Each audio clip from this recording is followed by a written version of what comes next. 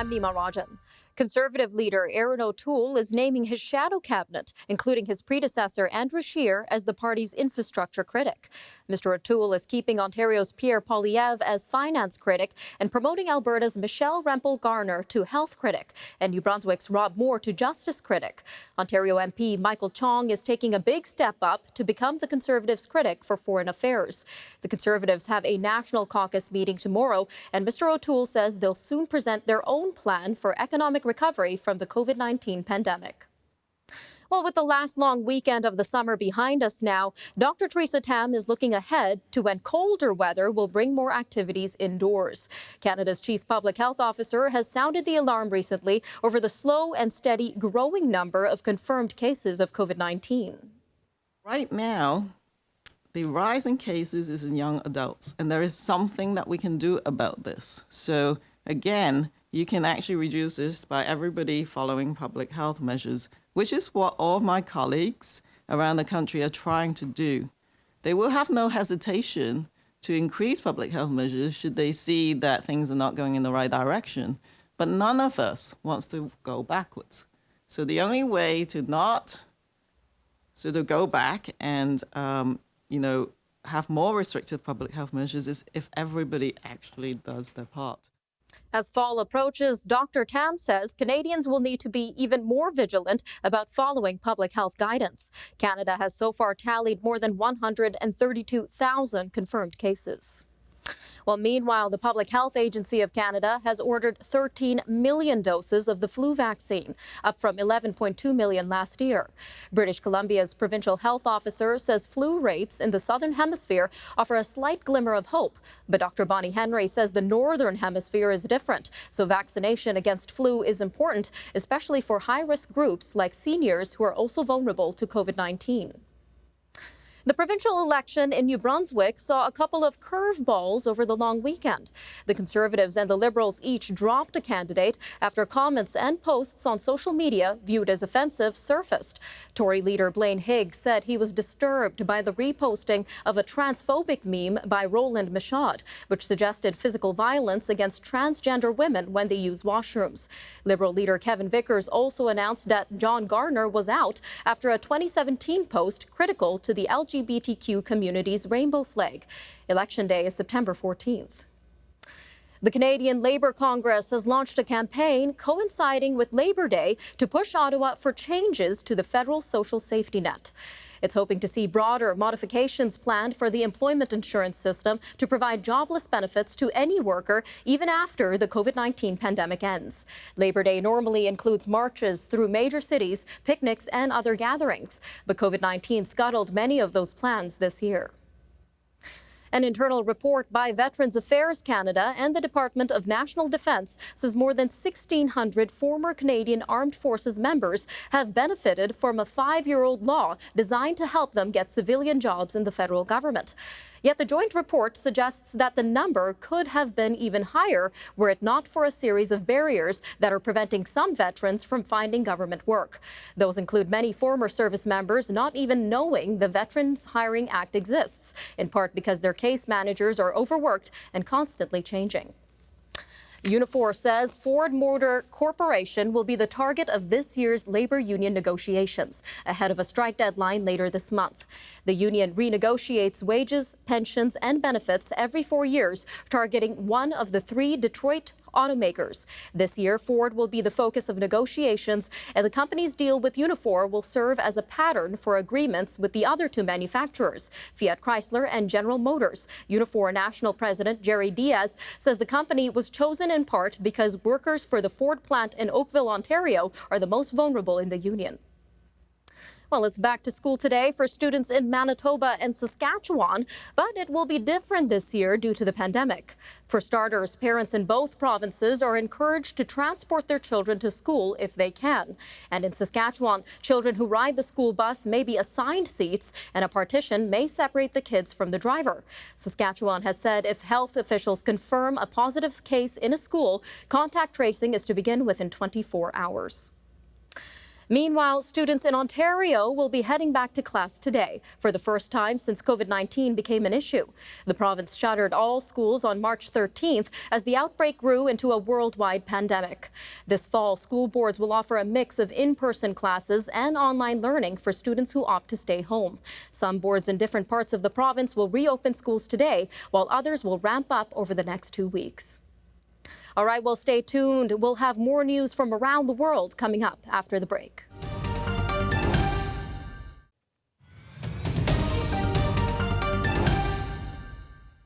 COVID-19 has been the primary concern in the medical space so far. But as we approach this fall season, people and medical professionals are sounding the alarm on a potential twindemic due to the flu season. Countries in the northern hemisphere usually experience an outbreak of influenza during this time, which is not as deadly as the COVID-19 virus. However, it can cause serious harm or even kill a person with a weaker immune system. Nevertheless, it is their commonalities that pose another threat in the medical space, as they both cause symptoms such as fever, tiredness, headaches, cough, and more. Doctors around the world are starting to see cases in which patients test positive for both the influenza virus and COVID-19. But because COVID-19 is still so new, scientists still don't have enough information on how both viruses interact. Common advice is to get a flu shot during mid-October because it takes an average of 1 to 2 weeks for your body to develop protection against the flu virus, which typically lasts an average of 6 months. But how will these guidelines be affected with the new coronavirus in the mix? Time for our Tia Health medical segment with Dr. Abhishek Raut, medical director at Apple Tree Medical Group. Doctor, thanks for your time today. Thanks for having me. So what do we know so far about two different viruses interacting in the human body? Well, we know influenza and coronavirus are both contagious respiratory illnesses, but they're caused by different viruses. COVID-19, of course, being caused by the SARS-CoV-2, and the flu virus being caused by type A or type B influenza strains. The problem is both viruses can cause dangerous inflammation in the lungs that can cause the airways to fill with fluid and make it difficult to breathe. It's likely with both of these viruses circulating at the same time, the severity of respiratory issues and failure would be much greater. And even though we don't know too much about how they would interact yet, we are very worried about the possibility of a co-infection. And how likely would a co-infection arise?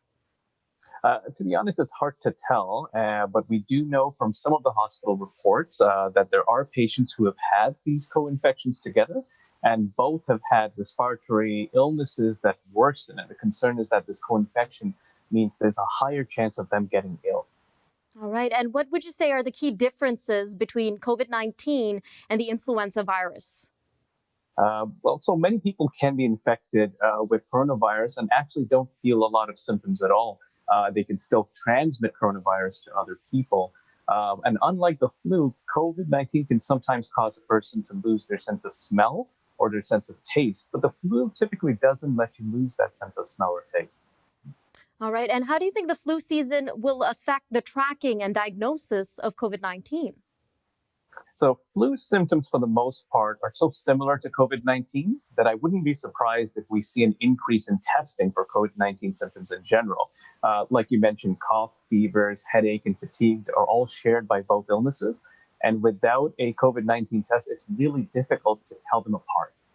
All right. Now, you mentioned earlier that catching the flu could make you more susceptible to COVID-19. How does that work, Dr. Raut?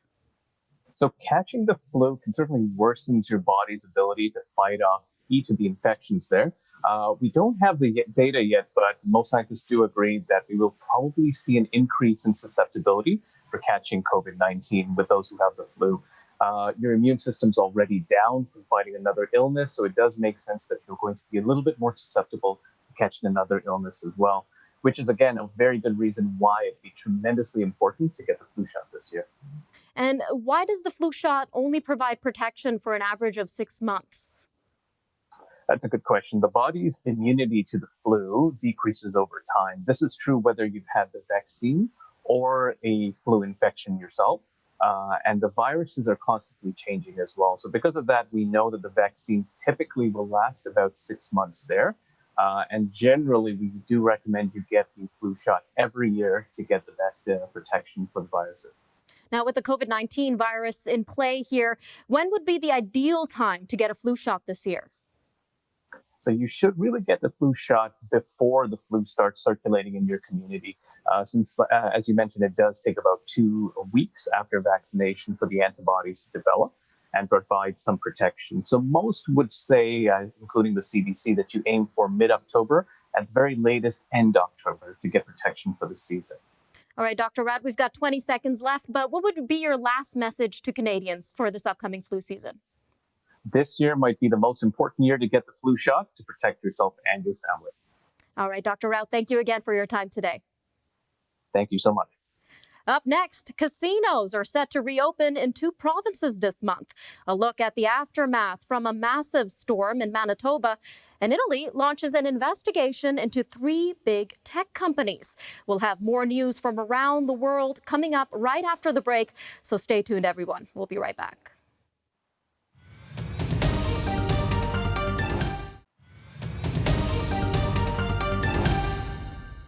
The president of the Alberta Medical Association says an attack that killed a Red Deer doctor has highlighted the importance of safety in doctors' offices across the country.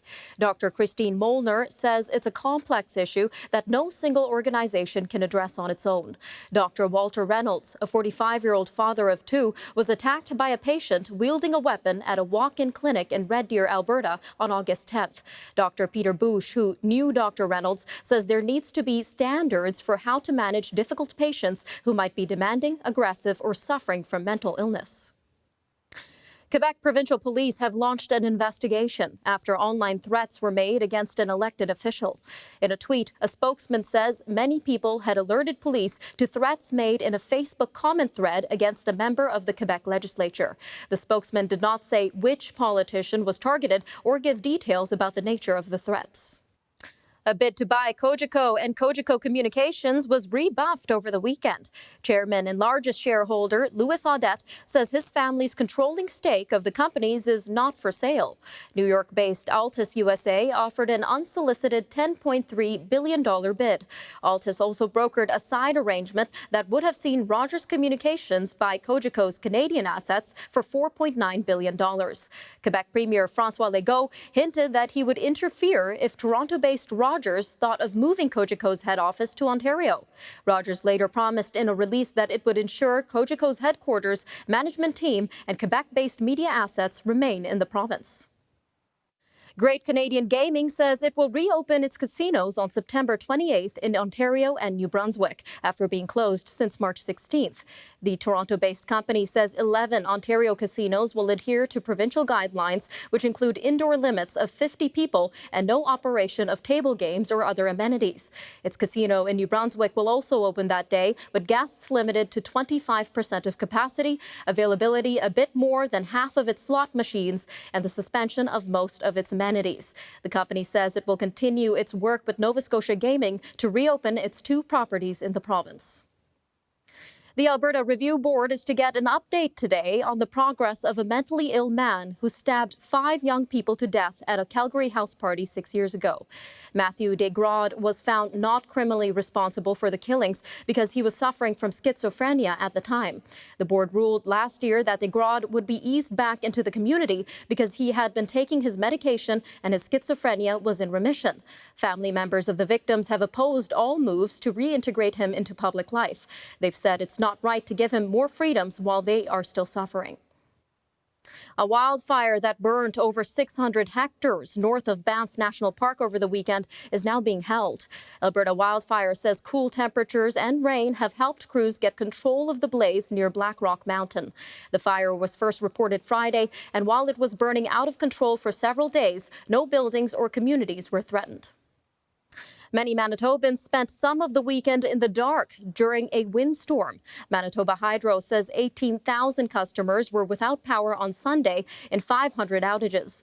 Environment Canada's Mike Russo says winds topped out at 102 kilometers per hour at Victoria Beach, and peak wind gusts in Winnipeg reached 87 kilometers per hour.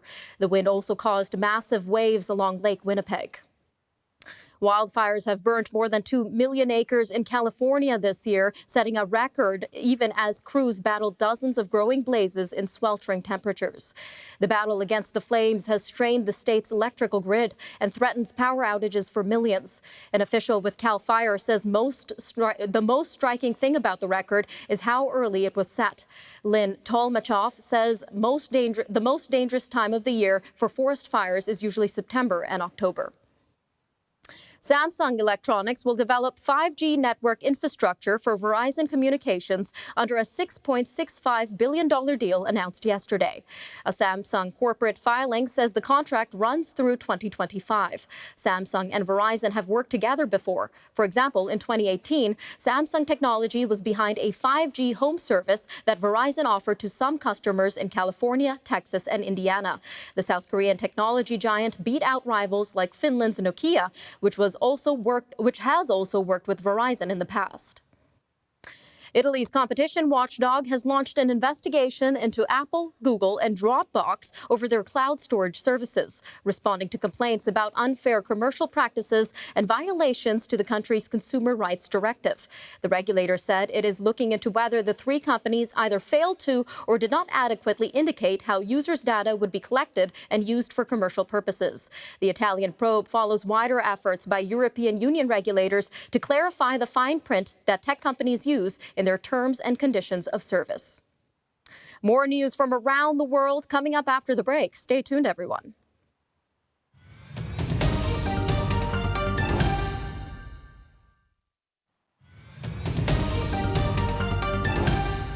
U.S. President Donald Trump says he's open to an investigation of U.S. Postmaster General Louis DeJoy. The admission follows reports that former employees of Mr. DeJoy say they felt pressured to make campaign contributions to GOP candidates, donations that Mr. DeJoy would allegedly later reimburse. Mr. DeJoy already faces unrelated scrutiny from Congress for U.S. Postal Service changes that some fear will slow delivery of mail-in ballots for the November 3rd elections. An 8-year-old girl was killed and 2 adults were severely wounded after they were shot Monday evening in Chicago while traveling in a vehicle on the city's south side. Police said the girl was with her mother and 2 other adults in a Subaru SUV at a red light when someone in a Dodge Charger opened fire, striking the child, a 31-year-old man and a 30-year-old woman. As of late Monday night, at least 7 people were killed and 44 others were wounded in Chicago shootings over the Labor Day weekend. A U.S. soldier was wounded and 2 Somali soldiers were killed when an al-Shabaab suicide bomber tried to pass a checkpoint and attack a military compound in southern Somalia, but was stopped by U.S. and Somali forces. A U.S. Africa Command spokesman says the U.S. service member is in stable condition and receiving treatment for injuries that are not thought to be life-threatening. A Somali statement says the attack occurred Monday morning about 60 kilometers north of the port city of Kismayo. German hospital officials say Russian opposition leader Alexei Navalny's condition has improved, and he is responsive after doctors took him out of an induced coma. Mr. Navalny became sick while on a Russian domestic flight on August 20th and was flown to Berlin for treatment 2 days later. German experts say he was poisoned with a substance belonging to the Soviet-era nerve agent Novichok. A government spokesman says Greece will be bolstering its military with a new armament program, a boost to military personnel, and the development of the country's defense industry. The spokesman said the country's prime minister would be announcing details of the program during his annual State of the Economy speech this Saturday. Ankara is currently facing off against Greece and Cyprus over oil and gas exploration rights in the eastern Mediterranean. China says Indian forces crossed into territory that it holds along their disputed border and fired warning shots at a Chinese patrol in what it called a serious military provocation. India and Chinese soldiers tried to surround an Indian post and fired warning shots. The 2 militaries have been engaged in a tense standoff in the cold desert Ladakh region since May. That included their deadliest clash in 45 years. China's military said the incursion occurred Monday along the southern coast of Pangong Lake. The Chinese military demanded the Indian forces withdraw and investigate. British Prime Minister Boris Johnson is talking tough ahead of a crucial round of post-Brexit trade talks with the European Union. He says Britain is prepared to walk away by October 31st and insists a non-deal exit would be a good outcome for his country. With talks deadlocked, Minister Johnson says an agreement will only be possible if EU negotiators rethink their current positions. However, the EU accuses Britain of failing to take the negotiations seriously. The World Food Programme said that an estimated 45 million people in southern Africa are food insecure, with the number of people without access to adequate, affordable and nutritious food up by 10% from last year. The COVID-19 pandemic, coupled with climate change and the struggling economies of several countries, are the main causes of the food insecurity. Zimbabwe is the worst affected country, with its number of food insecure people expected to reach 8.6 million by the end of this year. Meanwhile, authorities in Uganda say bloggers and others publishing or broadcasting online must register with authorities, a decision that's being criticized as an attack on free speech ahead of next year's election. A spokesman for the Uganda Communications Commission says the directive was provoked in part by an avalanche of people interested in opening online media. With election campaigning effectively banned by orders aimed at stopping the spread of the coronavirus, Uganda's social media scene has become even more vibrant in recent months. Meanwhile, Australia is facing a sticky issue. Should digital platforms have to pay for news stories posted on their services? The country's prime minister says he expects a sensible outcome to the dispute. The Australian government plans to make sites like Facebook pay for news articles that end up being shared on their sites. Facebook is already threatening to block Australian publishers and individuals from sharing news stories rather than foot the bill for it. And Taylor Swift has just tied a more than decade-old Billboard record. Her new release, Folklore, has earned a 6th week at #1 on the Billboard 200 all-genre album chart. With that, she's tied an 11-year-old record set by the late Whitney Houston. They've both now spent 46 weeks total topping that chart, which is more than any other female artist in history. And that'll do it for your look at national and international news for today. And we'll see everybody tomorrow. Take care, everyone.